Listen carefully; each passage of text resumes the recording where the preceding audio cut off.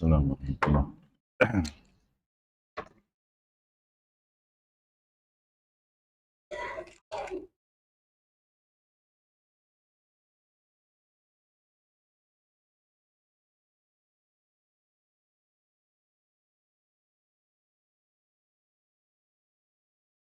Bismillahirrahmanirrahim. Assalamualaikum warahmatullahi wabarakatuh. Innal hamdalillah nahmaduhu wa nasta'inuhu wa nastaghfiruh wa na'udzu billahi min shururi anfusina wa min sayyiati a'malina. May yahdihillahu fala mudilla lahu wa may yudlil fala hadiya lahu. Wa ashhadu an la ilaha illallah wahdahu la syarika lah. Wa ashhadu anna Muhammadan abduhu wa rasuluh. Ya ayyuhalladzina amanu taqullaha haqqa tuqatih wa la tamutunna illa wa antum muslimun.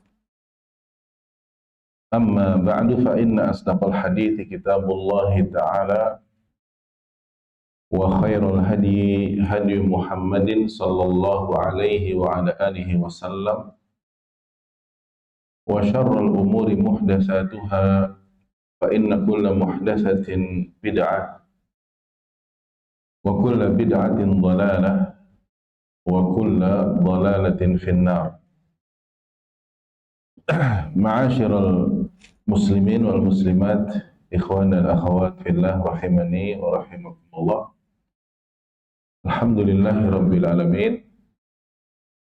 Pagi ini Ahad ketiga setiap bulannya kita akan bahas seperti biasa tentang Al-Quran, ilmu Al-Quran dari kitab Fanut Tartil karya Fadilatul Syekh Ahmad bin Ahmad At-Tawil hafizahullahu ta'ala.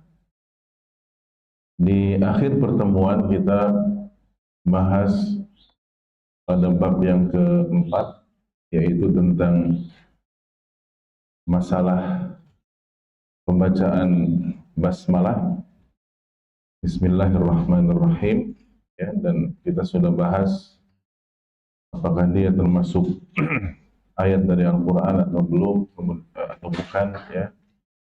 Kemudian kita sudah bahas juga apakah yakni itu dibaca di sholat-sholat jahriyah itu dengan sir atau dengan jahar juga, dan kesimpulan yang lebih rajih dan sahih bahwa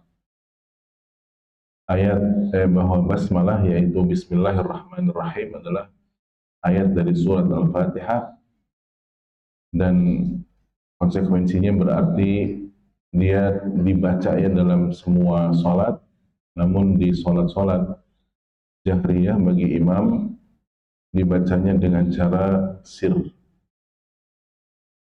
Nah, sekarang kita akan bahas berikutnya di bab yang kelima, ya, bab yang kelima. Karena loncat kalau di kitab itu ada pembahasan tentang takbir khatmil Quran, akan tetapi tidak begitu penting, ya, Anda loncat ke bab yang berikutnya, bab yang kelima, al-babul khamis. Di kitab itu pada halaman 385, yang di situ ada 5 fasal,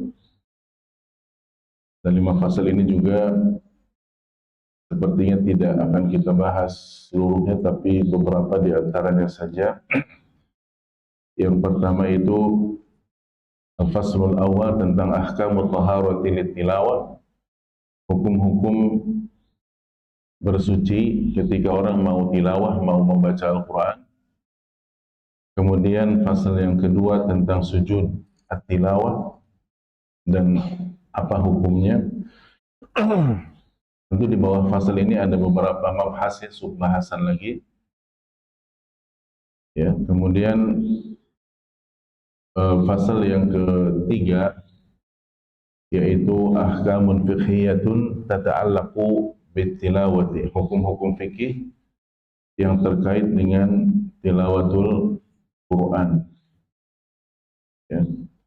Dan ada fasal yang keempat yaitu ahkamu khatmil Quran, hukum-hukum khataman Al-Quran. Dan yang kelima, fasal yang kelima adalah ahkamu takassubi bil Quran, hukum, ya, mencari mata pencaharian dari mengajarkan Al-Quran atau membacakan Al-Quran. Kita mulai dari fasal yang pertama, dan ini ada di halaman 387, yaitu ahkamut taharati lil Quran, ahkamu at-taharati lil Quran.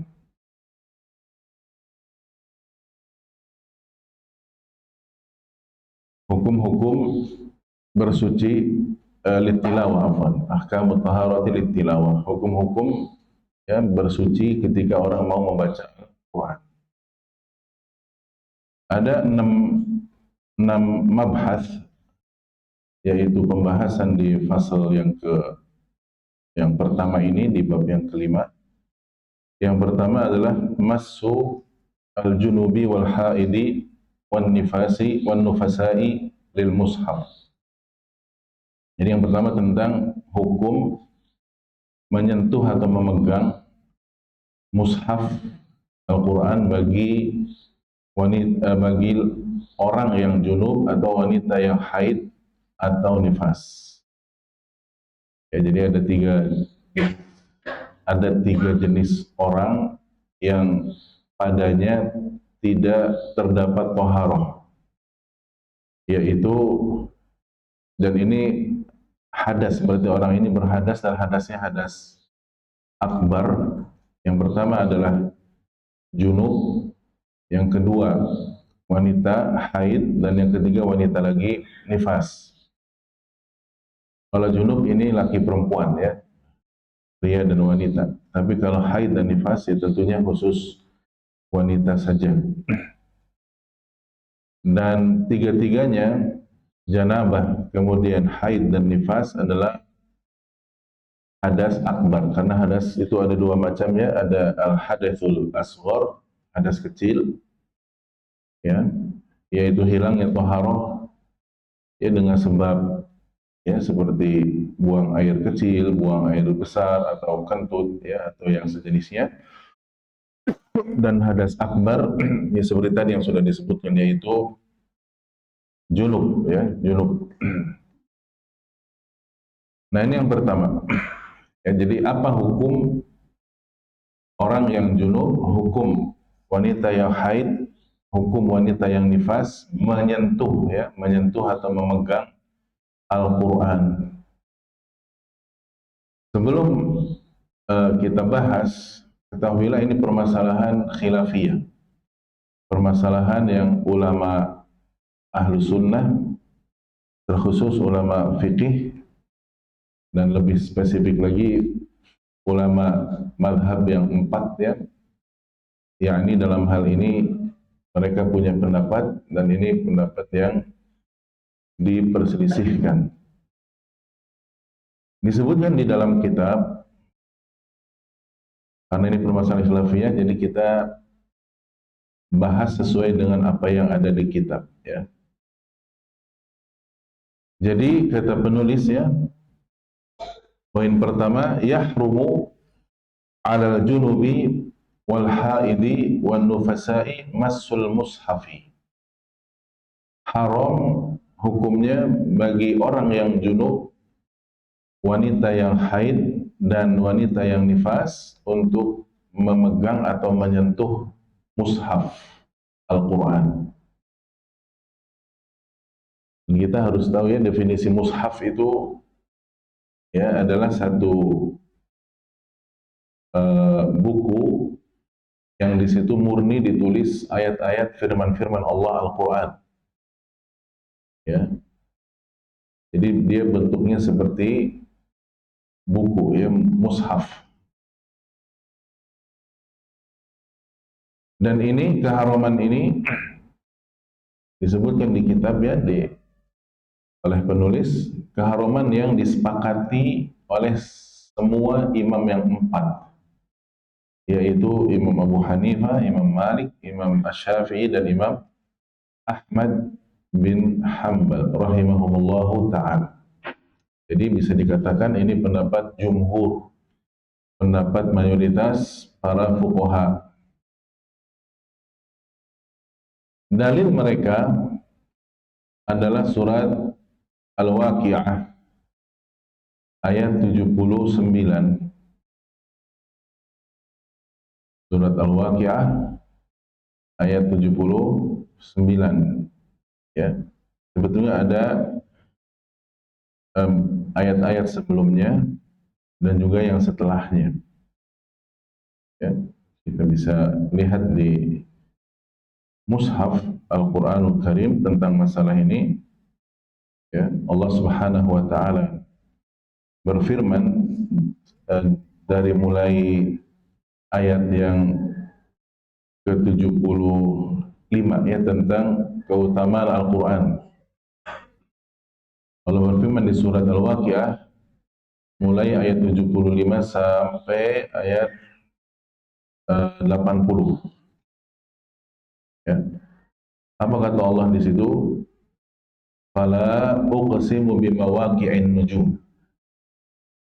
Ya, maka kata Allah, aku bersumpah dengan mawaqi' an-nujum, yaitu peredaran ya an-nujum, bintang. Ada juga yang menafsirkan fala uqsimu bi mawaqi'in nujum, aku bersumpah kata Allah dengan masa bagian waktu-waktu turunnya Al-Qur'an.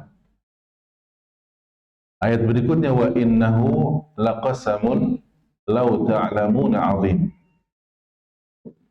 Ya, ini maknanya adalah wa innahu laqasamun 'azimun law ta'lamun.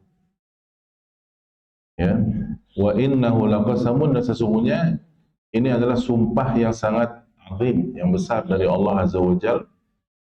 Ya, Allah bersumpah dengan Al-Qur'an, lau ta'lamun, jika kalian mengetahui, kemudian baru innahu laqur'anun karim, sesungguhnya Al-Qur'an ini adalah bacaan yang mulia, fi kitabin maknun, ada di kitab yang terpelihara, yaitu Lauh Mahfuz, kemudian la yamassuhu illal mutahharun, la yamassuhu illa al mutahharun, tidak menyentuhnya kecuali ya hamba-hamba Allah yang disucikan.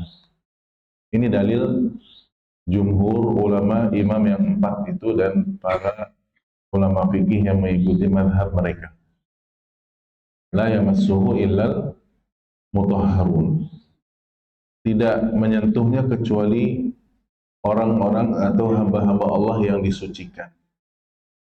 Kemudian baru ayat yang ke-80-nya tanzilun min rabbil alamin, diturunkan dari Rabbul alamin. Nah, ini dalil mereka. Dalil mereka di surat Al-Waqiah ayat 79, dan kita bisa paham ayat 79 ini dengan beberapa ayat sebelumnya dan satu ayat setelahnya, ayat 80. Selain itu, selain ayat Al-Quran tadi di surat Al-Waqiah ayat 79, juga dalil mereka adalah hadis Amr bin Hazm radhiyallahu anhu dan Hakim bin Hizam, ya, nanti akan kita bacakan hadisnya. Terus mereka juga berdalih bahwa lam yunqal khilafun fi dzalika an ahadin minas sahabah. Pendapat ini tidak pernah dinukilkan adanya khilaf, perselisihan dari para sahabat. Ya. Kama jaa fi hadits Islami Umar, dengan dalil juga hadis yang berikutnya tentang kisah Islamnya Umar bin Khattab radhiyallahu taala anhu, yang kisahnya sangat masyhur. Umar mau pegang mushaf Al-Quran, tetapi tidak boleh karena masih kafir. Ya. Ini pendapat yang pertama. Pendapat yang pertama tentang hukum menyentuh apa? Mushaf Al-Quran bagi siapa saja? Bagi 3 golongan orang. Siapa saja tadi? Ada yang bisa jawab? Yang pertama apa? Ayo biar nggak ngantuk. Yang pertama siapa? Junub. Orang junub ini laki apa perempuan? Dua-duanya bisa, ya. Dua-duanya tentu yang sudah dewasa. Yang kedua bagi siapa? Wanita yang haid, dan yang ketiga bagi wanita yang nifas. Bagi laki-laki yang haid bisa, atau laki-laki yang nifas tidak ada, ya. Baik. Nah itu, jadi pendapat pertama adalah haram, mutlak, nggak boleh pegang-pegang mushaf bagi 3 jenis orang itu, dan ini adalah dinukilkan tidak adanya khilaf dari kalangan sahabat. Nah, sekarang pendapat yang kedua berarti pendapat sebagian ulama. Pendapat sebagian ulama yaitu seperti yang masyhur dari Al-Imam Dawud Al-Zahiri dan Al-Imam Ibnu Hazmin Al-Andalusi. Al-Imam Dawud Al-Zahiri ini namanya adalah Dawud bin Ali bin Khalaf Al-Asbahani Tsumma al-Baghdadi Abu Sulaiman, imamnya madhab Zahiriyah. Zahiriyah itu jadi apa-apanya zahir, ya, letterlek sesuai dengan zahirnya saja. Ya, dan madhab beliau ini banyak menyelisihi madhab imam yang empat. Aslinya beliau itu orang yang sangat fanatik terhadap Imam Syafi'i. Ya, jadi Al-Imam Dawud Al-Zahiri itu kana minal muta'assibina li Syafi'i. Dulunya sebelum dia punya madhab tersendiri, beliau ini orang yang sangat fanatik terhadap Imam Syafi'i. Sampai akhirnya terus beliau belajar dan thalabul ilmi, ya, sampai akhirnya menjadi imam tersendiri. Saking fanatiknya terhadap Imam Syafi'i, sebelumnya beliau menulis dua kitab khusus tentang manaqib dan fadailnya Imam Syafi'i saja. Iya. Lahirnya tahun 202 Hijriah dan meninggalnya tahun 270. Jadi usianya 68 tahun. Ya, dan beliau adalah termasuk ulama di Irak atau di Baghdad. Ini tentang Al-Imam Dawud Al-Zahiri. Dan juga pendapat yang kedua, pendapat Imam Ibnu Hazm yang membolehkan bagi mereka golongan yang tiga itu menyentuh mushaf. Ya. Jadi orang junub, orang haid, wanita yang nifas itu boleh menyentuh mushaf. Ya, menurut Imam Dawud Al-Zahiri dan juga Imam Ibnu Hazm. Ibnu Hazm Al-Andalusi, Abu Muhammad Ali bin Ahmad bin Sa'id bin Hazm, ahli hadis dan faqih dan usuli, ahli usul, termasuk pembaharu Islam di abad kelima Hijriah, dan sampai dikatakan Fakhrul Andalus, ya, kebanggaan orang-orang Andalusia. Andalus itu apa? Spanyol, bukan separuh nyolong, ya. Ini Spanyol yang dekat Maghrib, yang dekat Maroko itu, sebelah selatan Perancis, ya. Dan ajibnya Imam Ibnu Hazm Al-Andalusi itu, beliau nulis kitab Al-Muhalla, Al-Muhalla tentang fikih beliau, ya, fikih Zahiri, terkhusus di Kitabul Hajj, kitab tentang haji, itu luar biasa pembahasannya, panjang lebar, padahal beliau belum pernah naik haji. Ini aneh. Jadi subhanallah, menunjukkan keilmuan yang luar biasa. Nah, seseorang itu biasanya untuk, ya, menuliskan sesuatu yang belum pernah dia lakukan tidak bisa, ya. Tapi beliau bisa seperti itu. Salah satu ulama yang nggak pernah naik apa? Haji. Berarti kalau antum sudah naik haji, ini lebih hebat dari Ibnu Hazm Al-Andalusi, masya Allah. Baik, mereka berdua menyelisihi jumhur dalam arti membolehkan menyentuh, ya, membolehkan tiga jenis orang tadi, yaitu junub, wanita yang haid dan wanita yang nifas, menyentuh mushaf Al-Qur'anul Karim. Ya. Terus dalil mereka apa? Sama. Ayat di surat Al-Waqiah ayat 79. Tapi istinbatnya yang beda, yaitu kesimpulan hukumnya yang berbeda. Kata mereka, lafaz al-mutahharun la yamassuhu illa al-mutahharun, ini siapa yang dimaksud? Ya, tidak boleh menyentuhnya kecuali hamba-hamba Allah yang disucikan. Ini siapa yang dimaksud? Kata mereka. Siapa coba yang dimaksud sebetulnya menurut pendapat yang kedua ini? Siapa? Para malaikat. Para malaikat. Apa dalilnya? Lihat ayat-ayat sebelumnya, kata mereka. Tadi, ya, mulai ayat 77. Ya, innahu laqur'anun karim. Sesungguhnya kitab ini adalah bacaan Al-Qur'an yang mulia.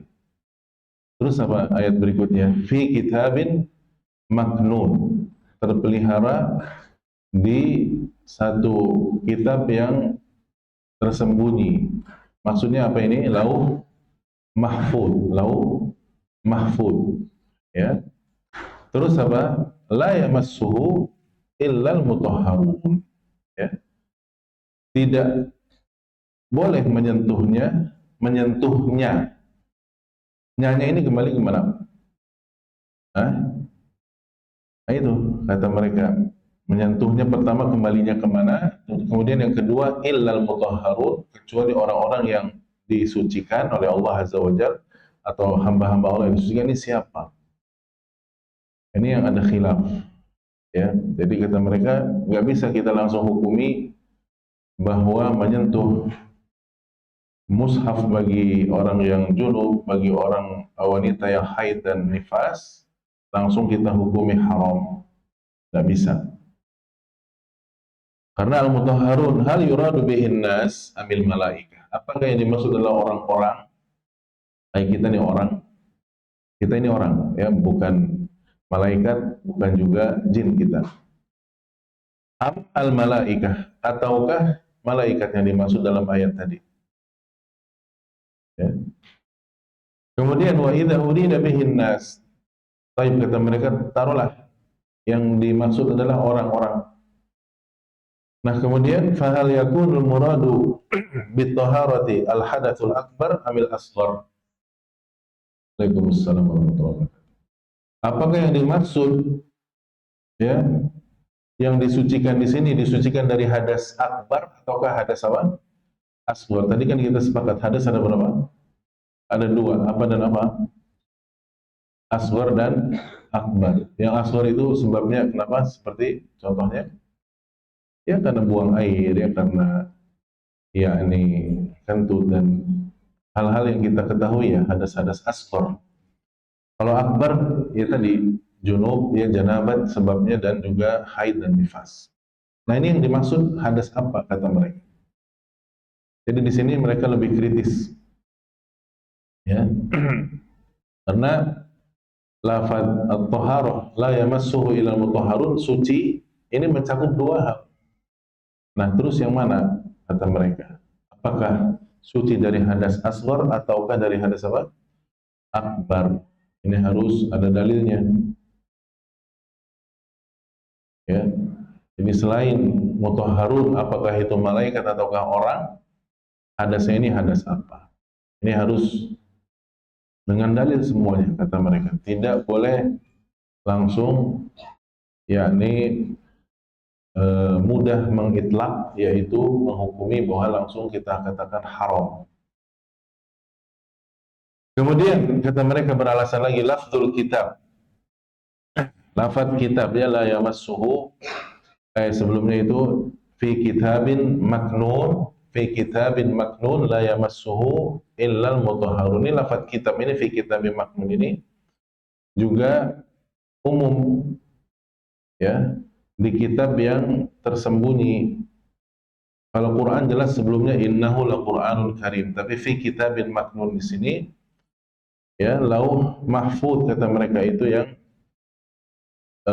dohirnya, walaupun juga bisa diartikan Al-Quran, tapi Al-Quran juga termaktub di lauh mahfud kata mereka.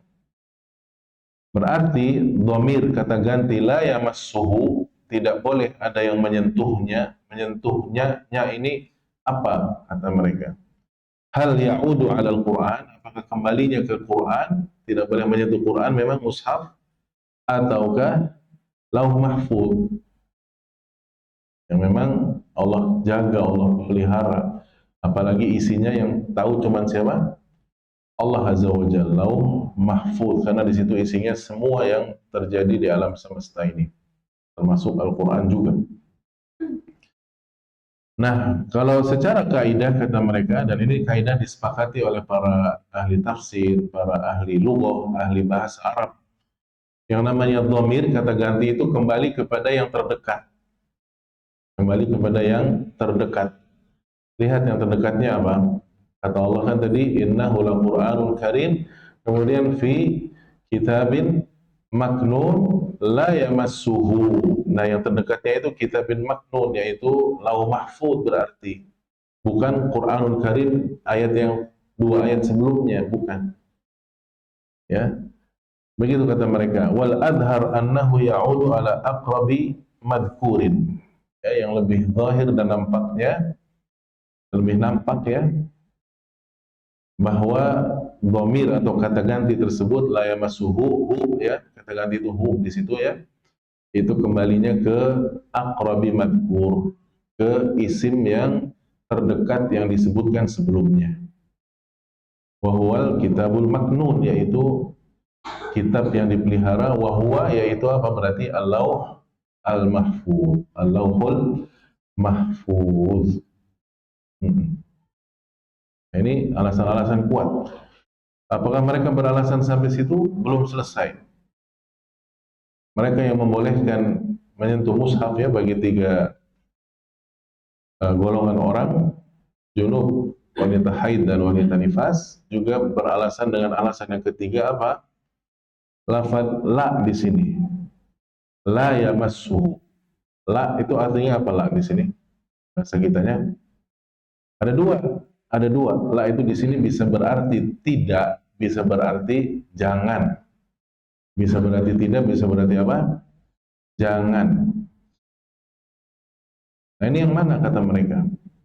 Hal huwa lin nafi, apakah tidak di sini itu yang dimaksud?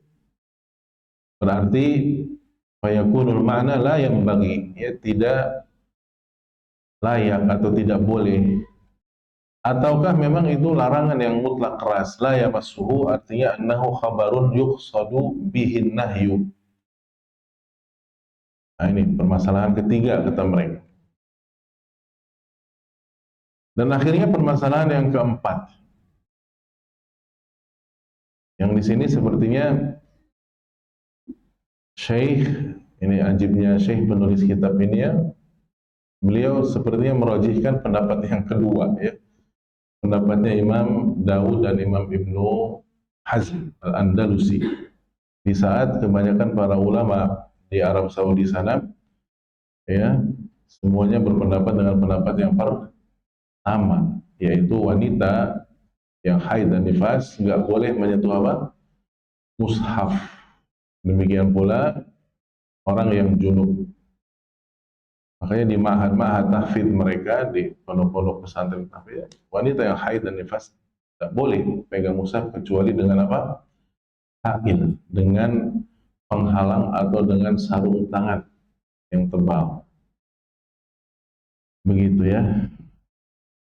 Apalagi yang junub. Kalau junub memang ada dalilnya secara tersendiri. Tapi ya, yakni kita lihat alasan-alasan tadi itu. Alasan-alasan yang dibawakan oleh pendapat yang kedua Al-Imam Dawud Al-Zahiri dan Al-Imam Ibnu Hazmin Al-Andalusi. Alasan mereka yang keempat begini. Kata mereka, lam yasihha inda Ibnu Hazmin wa Dawud. Hadis yang kalian pakai wahai jumhur ulama itu menurut kami itu menurut Ibnu Hazm dan Dawud itu tidak sahih. Hadis yang kalian pakai itu ya. Hadis Amr bin Hakim Amr bin Hazm dan Hakim bin Hizam. Mirip-mirip ya nama sahabatnya, Amr bin Hazm dan Hakim bin Hizam. Yang di situ bunyi hadisnya bagaimana? Ya, bahwasanya Nabi SAW perintahkan kepada Amr bin Hazm alla yamassal Qur'ana illa tahir. Tidak boleh menyentuh Al-Quran kecuali orang yang suci. Begitu bunyi hadisnya. Ya. Dan Amr bin Hazm, dia sahabat, namanya Amr bin Hazm bin Zaid bin Ludhan Al-Ansari, ya, as-sahabi al-masyhur. Beliau ikut perang Khandaq bersama Rasul sallallahu alaihi wasallam, perang Khandaq tahun ke-5 Hijriah.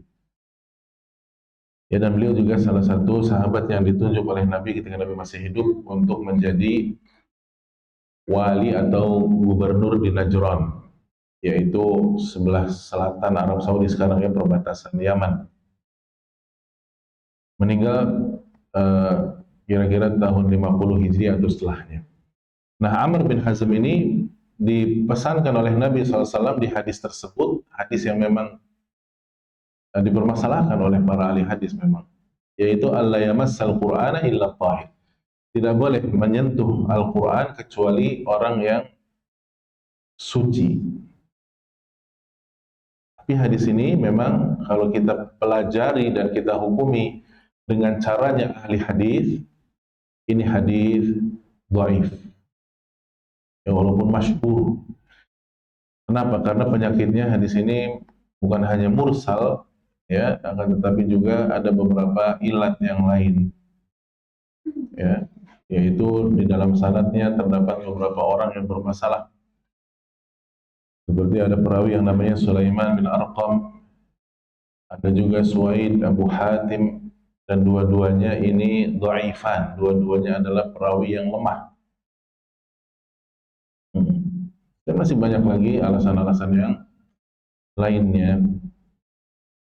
Sehingga kalau kita baca di footnote kitab, ya, disimpulkan oleh Syekh penulis kitab ini, qultu, saya katakan, yattadihu mimma sabaqa, jelas dari apa yang tadi sudah diterangkan, karena nggak baca semuanya, ini takhrij semua kitab-kitab disebutkan, kitab-kitab hadis dan penyakit-penyakit hadisnya. Nah, kesimpulannya bahwa jelaslah dari apa yang tadi sudah dibawakannya bahwa annal hadits mursal wa fi isnadihi maqal. Hadis ini mursal dan di sanadnya terdapat maqal, terdapat pembicaraan yang cukup serius, ya. Nah, itu. Walaupun kita balik ke atas, ya, ke matan kitab, wa qaulul jumhuri huwal ma'mulu bihi indal a'immatil arba'ah. Pendapat yang pertama jumhur ulama itulah yang memang dipegang oleh imam yang empat. Jadi artinya bukan hanya imam yang empat saja yang berpegang haramnya, berpegang dengan pendapat haramnya menyentuh mushaf bagi tiga jenis orang tadi, ya. Tapi ini juga pendapat banyak ulama.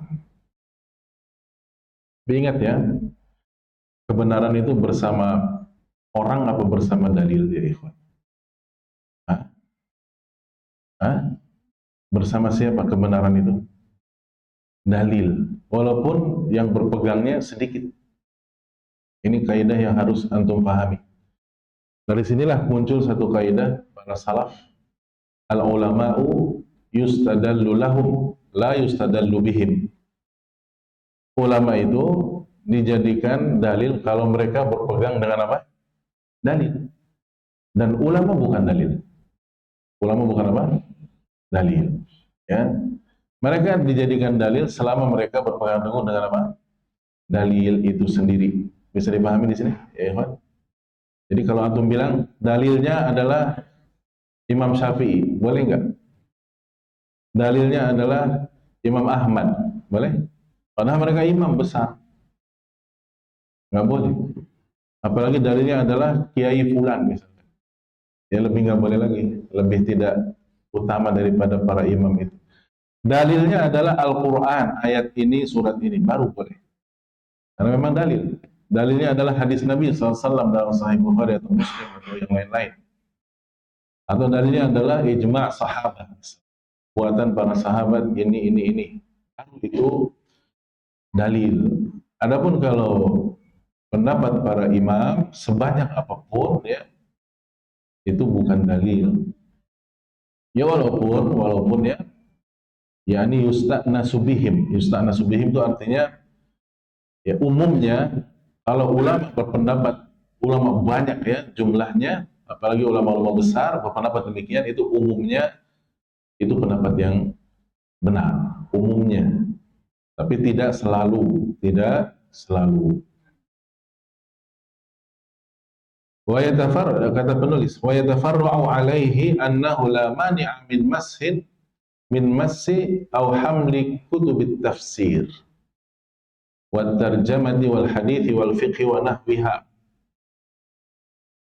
Nah, dari sinilah kalau kita mau ambil pendapat jumhur ulama, ya berarti tidak masalah memegang atau membawa kitab-kitab tafsir. Yang kitab tafsir ini tidak murni mushaf, dia tidak murni isinya ayat-ayat Al-Quran saja, karena sudah ada tafsirnya yang banyak dari dari penjelasan si penulis tafsir tersebut. Seperti misalkan orang junub nih mau bawa kitab Ibnu Katsir, boleh tidak? Anda tanya dari penjelasan tadi, biar antum gak ngantuk lagi. Ya, bolehkah orang yang junub atau wanita yang haid atau wanita yang nifas, yang menurut pendapat jumhur ulama yang pertama tadi, membawa-bawa kitab tafsir misalkan tafsir Ibnu Katsir ada 4 jilid ya atau lebih, bergantung cetakan yang mana. Boleh tidak jawabannya? Boleh? Boleh tidak? Dalamnya ada ayat-ayat Quran loh. Boleh tidak? Boleh. Kenapa? Karena itu tidak murni apa? Mushaf. Baik. Bawa misalkan kitab ya syarah hadis, tapi hadis-hadisnya isinya banyak ayat-ayat Quran. Boleh tidak? Boleh juga, karena itu bukan mushaf, bukan Al-Quran. Kitab fikih, kitab yang lain-lain. Jangankan yang lain-lainnya, kitab tafsir saja, yang jelas-jelas itu tafsir Al-Quran 30 juz, karena itu tidak murni dikatakan Al-Quran, maka berarti boleh. Kenapa? Li'annaha la tusamma mushafan. Karena itu kitab-kitab itu tadi tidak disebut mushaf. Wala yutlaqu 'alaiha lafdzul mushaf, dan juga tidak bisa disebut itu mushaf, tidak bisa. Ya. Ya, kayak misalkan handphone kita nih, ini banyak aplikasi mushaf dan tafsirnya. Kita sebut ini mushaf? Ya nggak bisa. Ini mah smartphone, ya. Bukan apa? Walaupun di sini ada mushafnya, bahkan mushaf Madinah, anak install di sini. Ada juga mushaf yang lain, ada tafsirnya juga, bahkan ada tilawahnya juga kalau disetel. Ya, tapi apakah ini namanya mushaf? Bukan. Nah, tapi ada sebagian kitab tafsir yang yakni tafsirnya itu minim. Tafsirnya minim. Dan bentuk kitabnya hanya 1 jilid saja, dan setiap halamannya seperti mushaf. Hanya tafsirnya itu di pinggir-pinggirnya itu. Seperti tafsir apa contohnya? Ada yang tahu? Tafsir Jalalain. Tafsir apa? Al-Jalalain, Imam Suyuti. Ya. Itu tuh tafsirnya per kalimat saja, per kata. Alhamdulillahirabbil alamin, misalkan ya, alhamdu artinya apa? Di samping-samping, bukan kayak tafsir Mukatsir ya, banyak perkataan, bukan. Nah, yang seperti ini karena itu mirip dengan mushaf dan setiap halamannya sama, ya, ada mushafnya, maka yang seperti ini menurut pendapat pertama tidak boleh dipegang, tidak boleh dibawa bagi wanita yang haid, nifas, dan orang yang junub. Li'annahu atau fa'innahu ya'khudhu hukmal mushaf. Walaupun dia kitab tafsir, tapi ya banyakkan Al-Qur'annya daripada apanya? Tafsirnya. Banyakkan Qur'annya daripada apanya? Tafsirnya. Tahu maksudnya banyakkan Qur'annya? Jadi tafsirnya itu minim sekali, ya. Pernah lihat nggak antum kayak begitu? Quran yang seperti itu. Jadi Quran mushaf, tapi ada apanya? Tafsirnya. Beda seperti kitab tafsir ada apanya? Mushafnya. Ya. Bisa dibedakan di sini? Kalau tafsir Ibnu Katsir itu berarti apa? Kitab tafsir, ada apanya? Ada ayat-ayat Qur'annya. Tapi kalau tafsir Jalalain itu mushaf, ada apanya? Ada tafsirnya sedikit. Gampangnya gini lah logikanya. Kalau ibu-ibu barangkali ya, kalau sayur dikasih garam sama garam dikasih sayur, itu asinan mana? Ya gitu ya. Mushaf ada tafsirnya. Berarti dia hukumnya hukum apa? Mushaf. Tafsir ada ayat-ayat Quran yang mushaf. Berarti dia hukumnya kitab apa? Tafsir. Begitu maksudnya. Wah, nih jelas atau makin pusing antum? Baik. Jadi itu ya. Wa kadzalika kullu ma qusida minhu tilawah. Fakana al-Qur'anu fihi akthar min ghairihi. Demikian pula kalau misalkan ada semacam ya buku tapi banyakkan ayat-ayat untuk ditilawahkan, dibacakan, berarti dia mengambil hukum mushaf juga. Walaupun di situ ada semacam tafsir ya tapi sedikit. Nah itu. Jadi kalau kita simpulkan ya, itu yang lebih dominan mananya, maka disitulah hukumnya berlaku. Kalau lebih dominan tafsirnya berarti bukan mushaf. Ketika yang lebih dominan adalah ayat-ayat Qur'annya, dia seperti mushaf, hanya saja di pinggir-pinggir di bawahnya ada keterangan, berkata Imam Suyuti sedikit-sedikit saja. Berarti dia tetap dihukumi mushaf. Iya. Jadi di sini, dari sini ada semacam isyarat dari penulisnya bahwa pendapat Al-Imam Ibn Hazm dan juga Al-Imam Dawud Al-Zahiri ini juga kuat.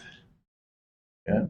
Dan ini lebih memudahkan sebetulnya pendapat yang kedua ini, ya, terkhusus bagi ma'had-ma'had tahfidz akhwat yang memang setiap hari mereka harus pegang apa? Mushaf, ya, baik dalam kondisi mereka suci ataupun mereka sedang apa? Haid. Ya kalau ma'had tahfidz akhwat sedang nifas jarang ya, sedang apa? Haid biasanya. Mungkin nggak ada kalau sedang nifas. Karena nifas itu kaitannya sama apa? Sama lahiran, apa? Melahirkan. Itu pembahasan pertama. Pembahasan yang kedua, al-mabhadus tsani, ini kita ambil satu pembahasan lagi, pembahasan kedua, yaitu masih ada kaitan dengan sebelumnya, yaitu hukmul wudu'i limasil mushaf. Hukum berwudu untuk menyentuh mushaf. Hukum berwudu untuk menyentuh mushaf. Ini hukum wudunya apa? Ya. Berarti berdasarkan dua khilaf sebelumnya, berarti ada dua juga hukumnya. Yang pertama yang mengatakan wajib berwudu sebelum memegang mushaf. Ini kita masih pembahasannya memegang ya, menyentuh. Bukan membaca, itu beda lagi. Dan pendapat yang kedua berarti apa? Tidak wajib wudu. Kalau tidak wajib berarti apa? Ada dua. Kalau nggak wajib berarti ada dua hukum. Apa dan apa? Sunnah atau mubah. Kalau mubah itu berarti sama. Mau wudu mangga, nggak wudu juga silahkan. Ya, begitu. Kalau sunnah berarti sebaiknya apa? Nggak wudu apa wudu sebaiknya? Wudu, sunnah. Karena sunnah itu untuk dipraktekkan, bukan untuk ditinggalkan. Kalau makruh ya berarti, tapi nggak ada yang berpendapat makruh wudu sebelum megang mushaf, nggak ada.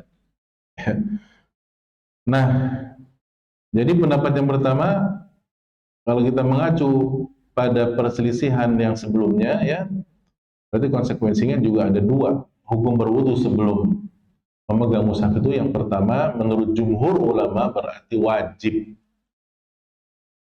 Jumhur ulama ala wujubil wudu'i li ghairi sibyan, kecuali kalau yang mau pegangnya adalah anak kecil. Nanti pembahasannya setelah-setelahnya insyaallah. Anak kecil ini boleh pegang mushaf walaupun tidak berwudu. Ada pembahasannya secara khusus. Adapun yang dewasa, maka kalau dia yakni dalam kondisi hadas,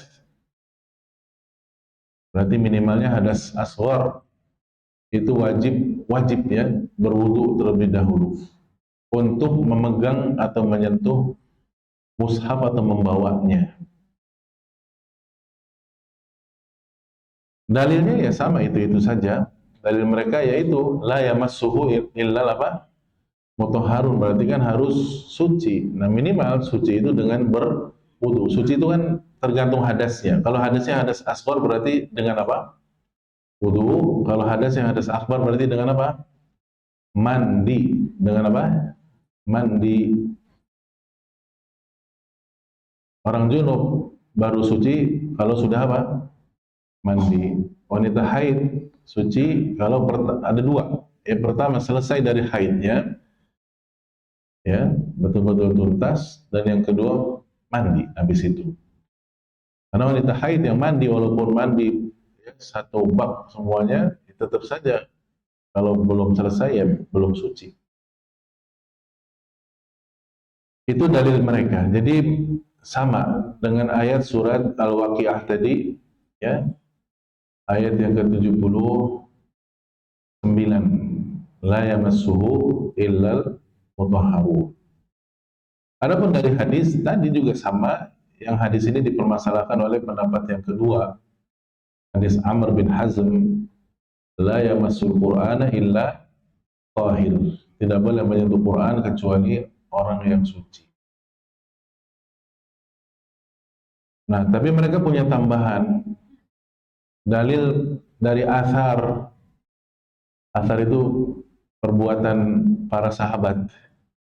Kata mereka, ma warada an Abdullah bin Umar radhiyallahu anhuma annahu kana la yamassul mushafa illa mutawaddian. Perbuatannya Abdullah bin Umar radhiyallahu anhuma bahwasannya beliau tidak pernah menyentuh mushaf kecuali dalam kondisi sudah berwudu. Dan ini disebutkan oleh Imam Suyuti di kitab Ad-Durrul Mansur. Kemudian juga sahabat yang lain, Sa'ad bin Abi Waqqas radhiyallahu taala anhu, amara ibnahu Mus'aban, memerintahkan putranya yang namanya Mus'ab, Mus'ab bin Sa'ad bin Waqqas, ya, bin Abi Waqqas, untuk berwudu terlebih dahulu sebelum menyentuh mushaf. Juga yakni pendapat sebagian salaf seperti Imam Ahmad, ditanya beliau, Imam Ahmad ditanya, hal yaqra'u rajulu ala ghairi wudu, ya, apakah seseorang boleh baca Al-Quran dalam kondisi tidak berwudu, artinya tidak punya wudu, ya? Apa kata beliau? Naam, boleh baca, ya. Walakin la yaqra'u fil mushaf, tapi jangan memegang mushaf. Jangan apa? Memegang mushaf malam yatawadda, selama dia tidak punya wudu. Jadi di sini harus dibedakan antara apa dan apa? Memegang atau menyentuh, dan antara apa? Membaca. Wasu'ila Ibnu Taimiyah, Syekhul Islam Taimiyah ditanya, hal yajuzu massul mushafi bi ghairi wudu, bolehkah menyentuh atau memegang atau membawa mushaf tanpa berwudu?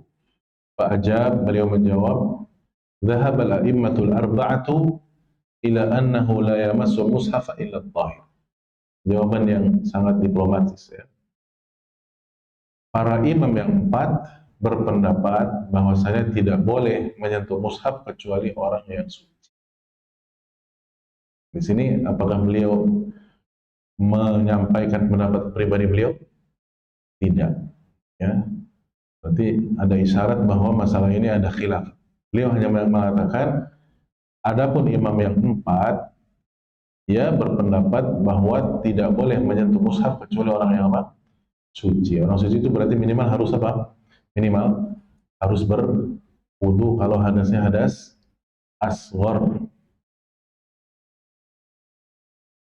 Waqal, beliau juga mengatakan wa amma massul mushafi fas-sahihu annahu yajibu lahul wudu. Nah, ini baru di sini beliau sebutkan pendapatnya di tempat yang lain ya, maksudnya di kitabnya yang lain, di Majmu' Fatawa, di tempat yang lain, bahwa adapun menyentuh mushaf maka fas sahih, pendapat yang sahih annahu yajibu lahul wudu, wajib berwudu, kaqaulil jumhur, dan ini pendapat mayoritas jumhur ulama. Ini satu pendapat. Kesimpulannya apa? Wajib berwudu. Pendapat yang kedua, ya masih sama seperti konsekuensi dari perselisihan yang sebelumnya. Ya,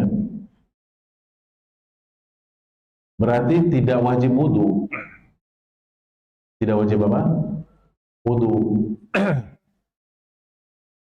Tapi mereka memperinci, ya, boleh orang yang nggak punya wudu pegang mushaf, tapi hadasnya hanya hadas apa? Asghar saja. Hanya hadas asghar. Wa dhahaba ba'duhum ila annahu la ba'sa bimassil mushafi lil muhdithi hadatsan asghar. Nah, itu. Dan ini pendapat yakni banyak dari salaf. Di antaranya dari kalangan sahabat itu Abdullah bin Abbas radhiyallahu anhuma. Dari kalangan tabi'in Asy-Sya'bi, Imam Sya'bi, Amir bin Syarahil Asy-Sya'bi, Imam Dhahhak, Imam Zaid bin Ali, nah terus ya tadi Imam Dawud dan Ibnu Hazm. Ya, dan masih banyak lagi disebutkan ya. Jadi tidak wajib berwudu. Tapi hadasnya hanya hadas apa? Asghar saja. Iya. Dalil mereka apa yang mengatakan nggak wajib ini? Sama juga ya, di surat Al-Waqiah tadi ayat 79 yang mereka bilang bahwa yang dimaksud dengan la yamassuhu illa mutahharun, la yamassuhu, hu-nya itu kembalinya ke lauh mahfuz, dan mutahharunnya adalah malaikat. Hmm. Jadi malaikat boleh menyentuh lauh mahfuz, menyentuh saja, tidak tahu isinya. Dan inilah penafsiran, kata mereka, inilah penafsiran dari sahabat yang bernama Salman Al-Farisi. Salman Al-Farisi. Dari kalangan tabi'in ini penafsiran Qatadah. Kata mereka, Imam Qatadah menafsirkan ayat barusan, la yamassuhu illa mutahharun, dzaka inda rabbil alamin. Itu kitab ada di sisi Rabbul Alamin. Berarti apa yang dimaksud? Lauh mahfuz. La yamassuhu illa mutahharuna minal malaikah. Tidak ada yang boleh menyentuhnya kecuali yang disucikan dari kalangan malaikat. Ya, malaikat makhluk Allah yang Allah sucikan. Amma indakum, adapun yang di sisi kalian, ya, fayamassuhul musyriku wan najisu wal munafiqur rajis. Subhanallah. Yang ada pada kalian sih bisa disentuh oleh orang musyrik, orang yang najis, orang munafik yang juga najis. Berarti ayat la yamassuhul mutahharun menurut Al-Imam Qatadah itulah lauh mahfuz ada di sisi Rabbul Alamin. Iya.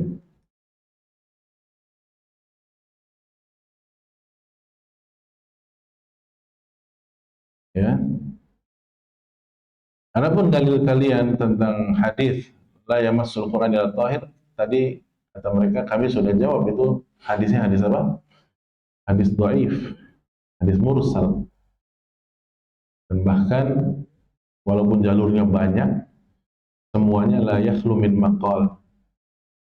ya tidak luput, tidak lepas dari permasalahan, dari pembicaraan. Nah, kemudian Syekh Ahmad At-Tawil, penulis kitab, menyimpulkan dalam beberapa poin. Berarti kata beliau, khulasatun nazar fil adillah. Ya, kesimpulan dari dalil-dalil tadi ini banyak kesimpulannya. Dan di kesimpulan ini jelas beliau lebih mengambil pendapat yang kedua, pendapat sebagian ulama. Karena menurut beliau itulah yang lebih dekat dengan dalil, bukan pendapat jumhur. Ya. Apa kesimpulannya? Ada beberapa poin. Poin pertama, wa alaihi fayumkinu an yuqal innal wudu'a limassil mushaf mustahab. Poin pertama, ya kita gabungkan dari dalil yang ada, berarti berwudu sebelum memegang mushaf itu hukumnya sunnah. Ya, bukan hanya sekedar mubah, ini terlalu memudah-mudahkan ya, dan juga tidak terlalu ekstrim, yaitu hukumnya apa tadi? Wajib. Berarti antara keduanya, yaitu mustahab. Mustahab itu hukumnya sunnah. Wa aula wa afdal. Dan ini lebih utama dan lebih baik. Jadi kalau kita mau pegang mushaf, ya sebaiknya dalam kondisi suci berwudu terlebih dahulu. Apalagi kalau dia bukan cuma pegang mushaf, tapi mau baca dari mushafnya. La siyama liman yaqra'u fil masjid, apalagi kalau dia mau bacanya di masjid. Mustaqbilan al-qiblata muta'abbidan, dia mau bacanya dalam keadaan beribadah menghadap kiblat. Maka jelas ini disunnahkan, walaisa biwajib, walaupun bukan wajib, kata beliau. Ya. Kenapa? Kata beliau, li'anna massal mushafi aw hamlahu laisa minal ibadat allati yajibu lahal wudu. Karena sekedar memegang atau membawa mushaf ini bukan ibadah yang orang wajib wudu dulu sebelumnya. Memegang atau memindahkan mushaf bukan ibadah khusus yang orang harus apa dulu sebelumnya? Wudu dulu. Yang ibadah itu yang apanya? Membaca mushaf, membaca Al-Quran, tilawah, itulah yang ibadah. Adapun ya membawa dengan sebelumnya berwudu terlebih dahulu, itu babnya bukan ibadah, tapi itu babnya adalah adab. Babnya adalah at-ta'addubu ma'al mushaf. Bagaimana kita beradab, berakhlak, beretika dengan mushaf Al-Quran. Karena di dalamnya murni kalamullah, firman-firman Allah Azza wa Jalla.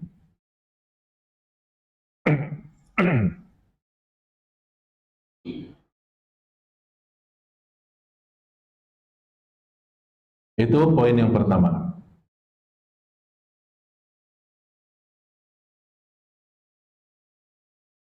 Poin yang kedua, ya kita juga nggak baca semua poin ya karena banyak ya. Lafaz al-mutahharun dalam ayat surat Al-Waqiah ayat 79 itu kata beliau yang lebih rajih dan sahih, taharah yang dimaksud di situ taharah dzatiyah, secara zatnya, yaitu malaikat yang memang aslinya makhluk suci malaikat. Itu jelas kata beliau. Adapun orang bisa suci, bisa juga hadas. Manusia bisa suci kalau dia berwudu atau hadasnya, kalau hadas akbar dia sudah mandi.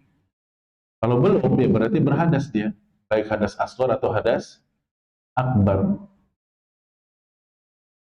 Makanya lafadznya mutahharun. Kalau manusia mutatahhirun. Seperti dalam surat Al-Baqarah ayat 222. Innallaha yuhibbut tawwabin wa yuhibbul mutatahhirin. Di situ Allah nggak katakan wa yuhibbul mutahharin, tidak. Ya. Menunjukkan bahwa manusia itu bisa di dua kondisi, kondisi suci dan kondisi hadas. Ya, jadi di sini kata beliau yang lebih rajih dari penafsiran ayat adalah maksudnya para malaikat. Ya. Karena kata beliau seandainya Allah bermaksud wajib bersuci sebelum menyentuh mushaf, pastilah Allah sudah berfirman, la yamassuhu illal mutatahhirun. Nah, begitu ya. Tapi kan lafadznya illal mutahharun. Kemudian kesimpulan berikutnya, poin berikutnya, al-haditsu fi hadzal bab lam yasih. Nah, beliau ke situ juga cenderungnya bahwa hadis dalam bab ini tidak sahih. Dan akhirnya kesimpulan yang yakni paling akhir kata beliau at-tarjih, yang dirajihkan dalam hal ini, inna dalila minal kitabi was sunnati ladaini i'tamada alaihi al-jumhur, dalil yang dari Al-Quran dan Sunnah yang dipegang oleh mayoritas ulama tadi, fi hadzal hukmi, dalam hukum ini, walladzi qablahu, dan yang sebelumnya, adalah laisa fihi manassun sharih bitahrimil hukmain. Tidak ada nas yang sharih, yang jelas ya dalam pengharaman dua hukum tadi. Dua hukum itu, hukum yang pertama adalah hukum menyentuh, yang kedua hukum apa? Wajibnya berwudu sebelum menyentuh. Nah itu. Apa sekali lagi, adabnya kita selaku muslim, adabnya adalah menyentuh dan membaca Al-Quran dalam kondisi apa? Suci, dalam kondisi suci. Itulah adabnya. Itu kesimpulan terakhirnya.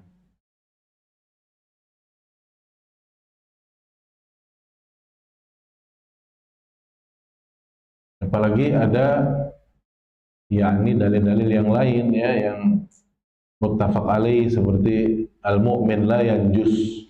Orang beriman itu hukum aslinya tidak najis selama dia beriman. Ya, maksudnya tidak najis secara akidahnya, walaupun secara hukum kesuciannya bisa berhadas dia. Nanti ini menunjukkan bahwa memegang mushaf tidak selalu harus wajib wudu, ya. Yang kita sepakati adabnya berwudu. Adabnya adalah memiliki wudu.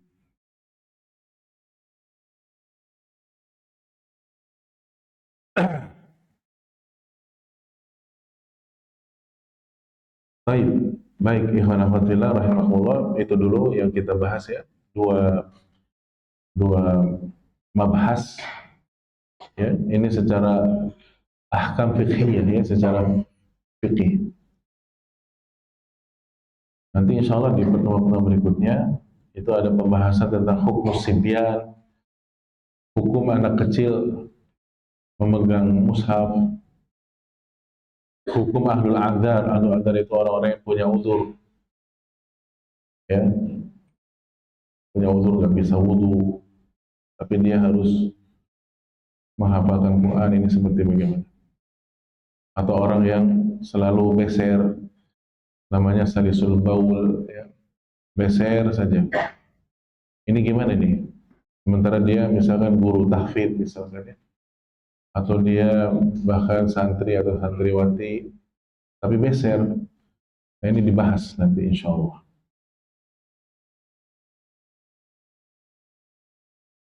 Dan juga ada pembahasan khusus tentang orang yang junub baca Quran. Bacanya ya, bukan menyentuh mushafnya. Baik, sampai situ ikhwan akhwat ya. Dan sebelum kita tutup, barangkali di antara antum ada yang mau untuk bertanyakan seputar masalah barusan atau yang lainnya, maka dipersilahkan ya. Wallahu a'lam bishawab.